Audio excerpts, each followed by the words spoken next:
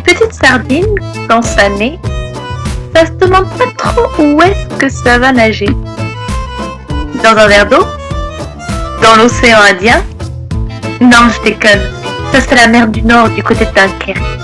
C'est là que les sardines prennent du repos, parce qu'elles n'ont pas les moyens d'aller plus loin, alors elles s'arrêtent en Dunkerque, en fait. Une petite sardine, quand ça grandit, ça va à l'école. Ouais, ça apprend le calcul, la géographie et la grammaire. Enfin, les bases, quoi. Ça apprend à bien manger aussi. Oui, parce qu'avant d'être mangée, il faut qu'elle mange, la petite sardine. 5 fruits. On a dit 5. Tiens, voilà le petit dernier. Et 5 légumes. Mais on l'a pas déjà dit, ça? Une petite sardine, quand ça a bien appris sa leçon, on lui dit que c'est libre et ça reçoit des récompenses.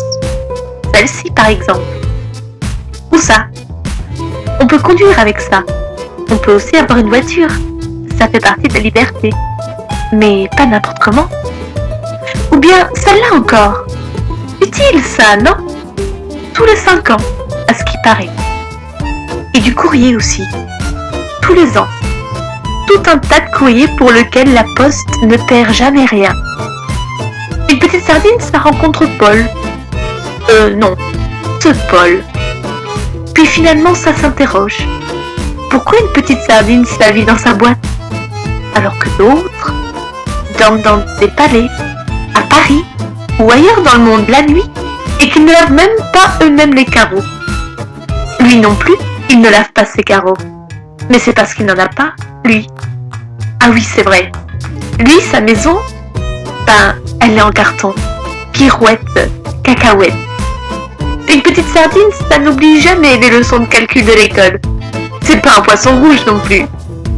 Si une sardine a 2 et qu'une autre a 0, il suffirait que la première donne 1 pour que les deux soient contentes.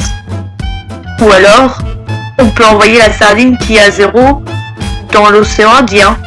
Le vrai cette fois. Parce qu'elle sert à rien finalement, la petite sardine qui a 0.